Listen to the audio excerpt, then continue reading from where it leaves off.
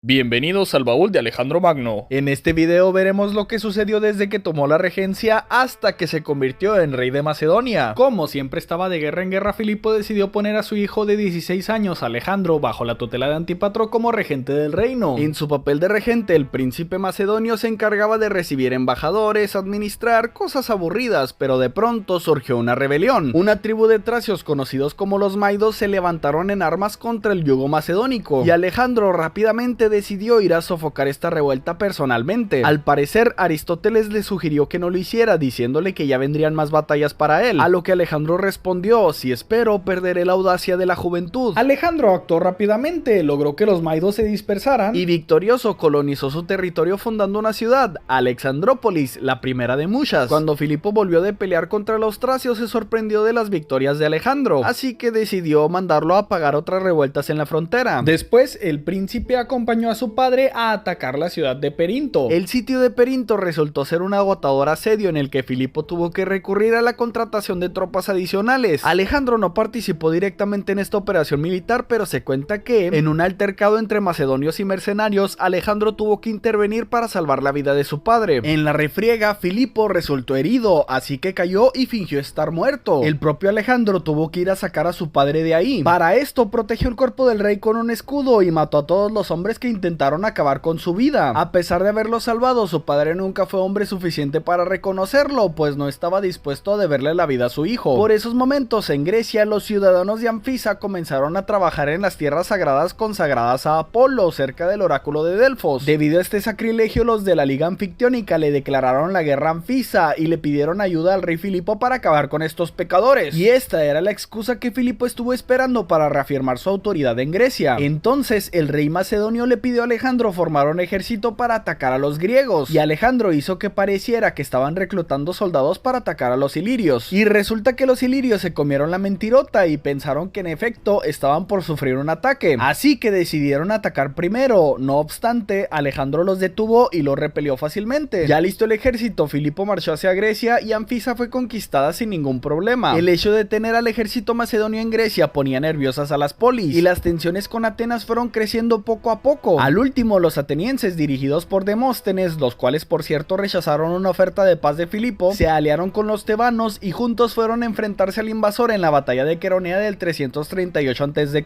Las fuerzas de ambos ejércitos eran similares: 34.000 macedonios y tesalios contra 36.000 griegos. Los tebanos, el ejército más poderoso y con más experiencia de toda Grecia, se posicionó en su ala derecha, y los atenienses, que eran en su mayoría recién reclutados sin ninguna experiencia militar, se posicionaron en la izquierda. Filipo era un genio militar y controló esta batalla de principio a fin, y mientras permitía que su hijo actuara por su cuenta en el ala izquierda, dejó en el centro a la falange para que sirviera de pivote, mientras él en la derecha primero atacó al enemigo y al chocar con los atenienses ordenó a sus hombres que comenzaran una retirada. Los atenienses persiguieron desordenadamente a los macedonios, dejando muchos espacios en la falange. Estos espacios fueron aprovechados por la caballería de Alejandro para atacar en formación de cuña a los tebanos. Cuando llegó el momento, Filipo ordenó a sus hombres dejar de retroceder y contraatacar a los desordenados griegos, y luego del poderoso avance de la falange, todo terminó. Al final, muchos griegos huyeron y otros se rindieron. Sin embargo, el batallón sagrado de Tebas decidió continuar la pelea, y con todo el dolor de su corazón, Filipo tuvo que exterminarlos. Después de la batalla, Alejandro fue enviado a Atenas como representante de su padre, y las cosas se calmaron por el momento. Poco después, se fundó la Liga de Corinto, en la cual a Filipo se le reconoció como hegemón de toda Grecia, y todas las polis lo reconocieron como su líder, excepto Esparta. Ellos no querían saber nada del macedonio. Filipo, con todas las polis bajo su mando, les dejó en claro que él no era el enemigo siempre fueron los persas, e insistió en que juntos podrían derrotarlos. Filipo ya había tenido problemas con Artajerjes III y todo apuntaba a una invasión por parte de los persas. Sin embargo, el persa fue envenenado y su sucesor, Artajerjes IV, no sabía ni dónde estaba parado, por lo que ese era el mejor momento para atacarlos. Muchas de las polis griegas que estaban recibiendo ayuda persa para atacar a los macedonios no estaban tan convencidos de todo esto, pero bueno, ellos ya no tenían ni voz ni voto. Para el 336, Filipo envió una expedición para empezar a tantear el terreno y conquistar varias ciudades de Anatolia. Mientras tanto, en Macedonia, Alejandro evitaba que su hermano Filipo Arrideo se casara, para que así no tuviera descendencia pronto y no tener competencia al trono. Alejandro no veía a este hermano como su enemigo, pero había que tener mucho cuidado con eso. Los padres de Alejandro estaban preocupados por la falta de apetito sexual de su hijo. Incluso llegaron a buscar a una mujer llamada Calixina y la convencieron de seducir a Alejandro, pero no consiguió pasar la noche con él. La relación entre Alejandro y Filipo fue nula debido a que su padre siempre estuvo fuera de Macedonia, y cuando su padre lo veía, al parecer no tenía ningún interés de hablar con él. Todo cambió cuando Alejandro alcanzó la pubertad. Filipo tenía más ánimos en relacionarse con su hijo, pero Alejandro siempre prefirió a su madre ante todo, aunque la relación con su madre también fue medio extraña. En el año 337 a.C.,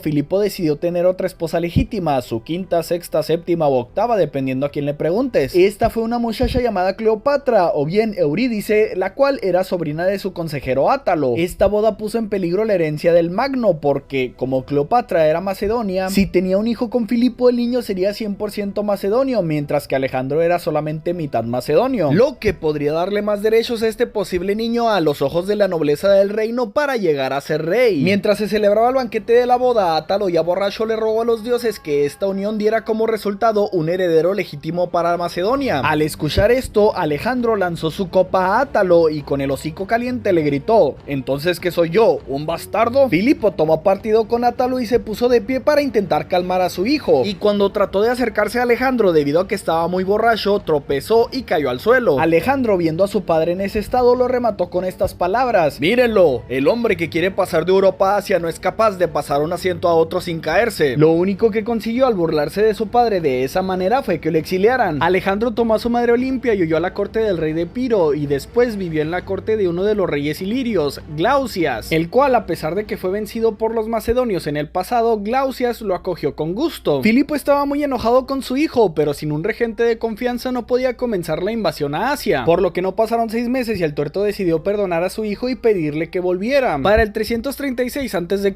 Filipo fue a Egas, la antigua capital, para las celebraciones de la boda de su hija Cleopatra. Todos estaban vestidos de blanco para la ocasión, los aperitivos eran de lo mejor, la boda estaba siendo muy emotiva, todo iba perfecto, hasta que en un punto de la celebración Filipo se separó de su guardia para mostrar su confianza en los representantes de las ciudades griegas, porque él quería concordia y solemnidad, y ese fue el peor y el último error que cometió en toda su vida. Filipo fue apuñalado. El responsable de este magnicidio fue uno de sus guardias, el joven Pausanias de Oréstide. ¿Pero por qué lo hizo? Al parecer, Pausanias sufrió de una violación por parte de varias personas, entre ellos Átalo, y cuando fue a pedirle a Filipo que condenara este delito, Filipo no castigó a nadie, y debido al rencor que tenía, acabó con la vida de su rey. Otras teorías de este magnicidio apuntan a Olimpia. Olimpia amaba a su hijo en sobremanera y su gloria era lo más importante para ella. En algún punto de su vida, Olimpia le confesó a Filipo que Alejandro no era su hijo, era hijo de Zeus, que un día, transformado en serpiente, se le apareció y juntos concibieron a Alejandro. Debido a esto, la pareja no volvió a ser la misma, y ya con su matrimonio destruido decidió dedicar su vida a asegurar que su hijo se convirtiera en rey, por lo que se cree que este asesinato fue una maquinación de Olimpia, y es muy probable que sí. Otras teorías apuntan a Alejandro, pero la verdad es que son muy poco probables. El propio Alejandro estaba seguro que detrás de este asesinato estaba Darío III, y puede ser que al principio él verdaderamente creyera en esta versión, y siguiendo este discurso fue más fácil para todos aceptar ir en contra de los persas como venganza por la muerte de su rey. Nunca sabremos la verdad porque convenientemente Pausanias fue asesinado cuando trataba de huir. Mientras en Macedonia Filipo caía, en Persia se deshacían de Artajerjes IV, y mientras en Macedonia Alejandro fue electo rey de los macedonios, en Persia Darío subió al trono del rey de reyes.